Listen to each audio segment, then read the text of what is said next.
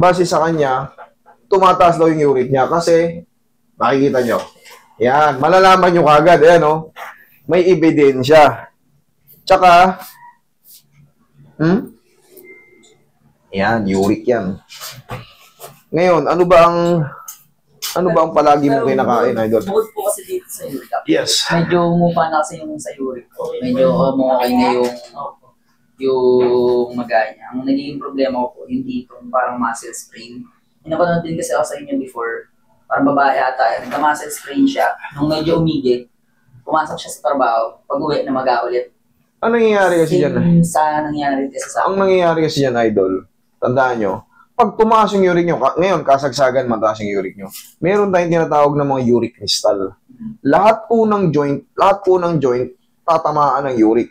Kunyari, under ka ng uric, kumain ka ngayon ng bawal. Ano yung mga bawal? Mga red meat, high protein, mga soya. Di, sabihin natin, kumain ka na, kinain mo adobong baboy. Kumain ka adobong baboy. Pag nag-digest na yan, Kunyari, nanghanian ka, wala bang masakit? Kasi nag-take ka ng anti-uric, nag-medicine ka kumain ka ng bawal. Ngayon, pag uwi mo sa trabaho, galing trabaho, parang sumasakit kung Tatama yun pag nag-digest ka na kasi nga, may mga bukol na yung iba Magre-retaliate ngayon sa ibang joint. Yung iba naman, sa mga ganito, mga daliri.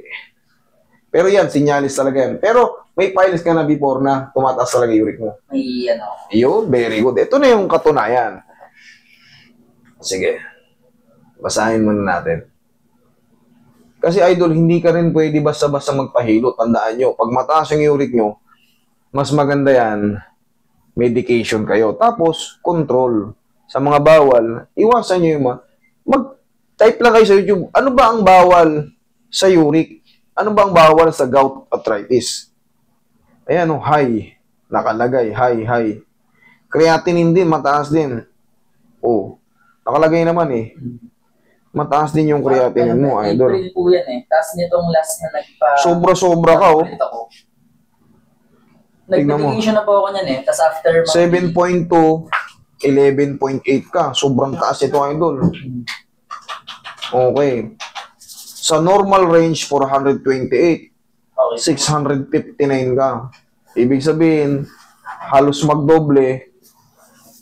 Okay, idol, ang pinaka-the best napakabata mo ba para magkaroon ng ganito? Umiinom ka ba? Hindi na ako Anong madalas na kinakain mo? Anong madalas? Anong madalas? Sa akin dyan, may mga sweets daw sa kape, lalo pag inuman. Yun, dun lang ako malakas nun Malakas yun. Natinigil ko ngayon. Pero ano yung pangkaraniwang ulam nyo sa bahay? Ano yung mga pangkaraniwang? Chicken, bangus, tilapia, tas baboy paminsan, mga pork steak. Okay. Idol, bawal ka sa sa mga toyo, sa mga baboy. Manok, pwede ka dyan. Alisin mo yung balat. Sa tilapia, pwede ka dyan. Sa bangus, pwede ka dyan. Hindi ka pwede sa mga tuna. Doon nag-trigger yung sa akin. Nakakain ako ng tuna, hindi ko alam. Kahit yung mga dila-dilata lang. Dito, Naku, talagang kahit yung tuna, lalo na. Patay ka dyan. Doon ako na-trigger. Pag doble-doble mo. Tapos yung creatinine mo, idol, ang taas din ng creatinine mo. Ano ibig sabihin ng creatinine? Para alam nyo lang. Like, na-explain na ba sa'yo? Hindi ba? Creatinine ibig sabihin lason sa dugo. Hindi yung lason talaga na literal Ibig sabihin yung dugo kasi natin, mayroon tinatawag yan na kailangan healthy yung dugo mo, yung bato mo, hindi niya masala ng maayos yung dugo mo. Kaya tataas yung poison to the blood. Yun yung creatinine. Ngayon, siyempre, pag mataas yung creatinine mo, ano ibig sabihin? Ngayon, may mga epekto yan sa mga joint. Tapos, yung circulation, kung yung may mga damage na yan, lalo pa yan mamamaga. Kasi nga, hindi healthy yung blood mo Ano sagot dyan? Ano sakit dun sa uric? Isa lang ang sagot dyan, papawis. Ibig sabihin, pag mataas yung uric nyo, yung liver, meron kayong liver problem. Maaaring meron kayong tinatawag na fatty liver. Yan ang Yung uric kasi, yung uric na liquid, dapat yan is amino acid. Ngayon, yung liver natin, pag napapalitan siya na, yung amino acid, napapalitan siya ng mas malagkit, yung uric acid. So, ano pa rin ang sagot dyan? Papawis. Hindi nyo kailangan magtatatakbo, kailangan lang consistent, papawis, at lakas sa tubig. Tapos, kumana ka ng celery. Celery, carrots, green apple, cucumber. 3 months lang, na-renew na yung buhay mo. Para ka nang ulit na bata na naglalaro sa basketball. Kasi pag may uric ka, huwag din kayo magpapahilot basta-basta. Okay? Pag nagpahilot kayo basta-basta, yung namamaga na yan, pag hinilot siya ng ordinaryong manghihilot at walang knowledge sa mga ganyan, lalo pa yan mamamaga. Pwede kayo sa alignment, tapos kung hihilutin man yan, correct. Parang haplos baby lang. Kasi pag yan, diniinan mo yung namamaga na yan, bukong-bukong na yan, ano sa tingin mo? Oo. Matagod nga lang yan. Correct. So, hindi siya healthy hilutin. Pero ito, ang gagawin mo sa kanya, i-reset ko siya. Bakit? Yung mga joint niyan, lahat po ng uric, ng natin, kinikreate ng mga, yun nga, sa uric, lahat po ng joint tatamaan. Kaya huwag ka nang magtaka, ba't minsan, pati ito dito ko, masakit din. Pati yung sa singit ko, yung tuhod ko, parang may nagre-react din.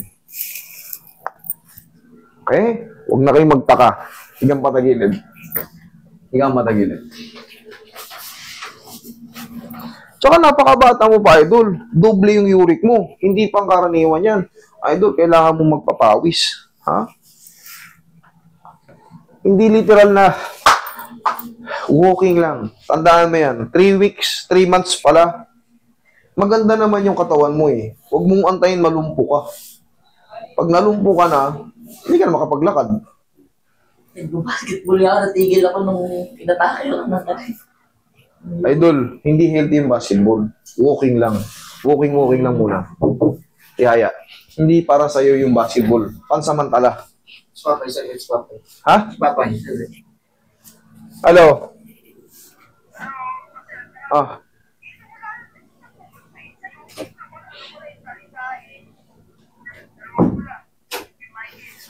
Ninakaw? May pinagkaiba, mami. Yan. Bata pa to. Ilang taong ka na, idol? 29. Yan ang pwede sa'yo. Kita mo naman yung buto-buto mo. Yan, pwede sa'yo yan, ganyan. Healthy yan sa'yo yung ganyan. Pero yung didinan, kahit dito, namumula, oh. Yan, buong palibot yan. Tapos dito sa joint, pwede ka rin sa ganito. Huwag mo lalabanan. Huwag mo labanan. Huwag mo labanan. Yeah, yun! Sige lang. Huwag mong titigasan, hindi ka masasaktan dito. Huwag mong titigasan, huwag mong titigasan. Huwag mong titigasan. Malalaman ko yan. Malalaman ko yan pag nilalabanan mo. Malalaman ko yan. Pag hinatak mo, huwag mo gaganon. Hayaan mo lang siyang bumigay. Kumbaga, hindi ka masasaktan dito, promise. O, nalalaman ko. Nalalaman kung lumalabang ka kasi siyempre hawak-hawak kita eh. Malalaman ko. Yan, okay to. Ganito yung, yan, pwede yan. Magkapaksin dito. Ito kasi, Ayan, yan. okay lang yan. Sisingaw yan, maniwala. Alam ko namamaga yan, no? Namamaga. Ito, namamaga ito. Pero once na nilabanan mo to, kinontrol mo ako, sa singit lang ma-adjust, hindi rito. Okay? Sige, lambutan mo lang. Nagre-react eh. Alam ko yan. Nalalaman ko yan pag nilalabanan mo kasi hawak-hawak kita. Oh, sige, relax. Alam mo paano eh. Kagaya nito. Oh, wag. Kagaya. Yan, kagaya nito. Alam. Pag ginanyon ko kasi, pag tinatangka ko hatakin, alam ko. Ano ba? Sige. Yan. Yun, thank you. Ganun lang. O, isa pa, one more. Last na to, promise. Last na to. Okay, thank you. Roy, akin yung baw natin. Kasi alam ko yan. Hawak-hawak kita. Posibleng hindi ko maramdaman na ibabalik mo yung hatak ko. Pag hinata ko, ginaganon mo, hindi mangyayari yung dapat nating mangyari. Hindi ka tayo sa mga ibang bilog eh. Ano sabi ko sa inyo? Huwag nyo ipapahilot pagkasagsagan may kayo. Kasi hindi siya panghilot talaga. Pag ito dinurog mo ng hilot, kawawa to, mamimilay itong bata na to.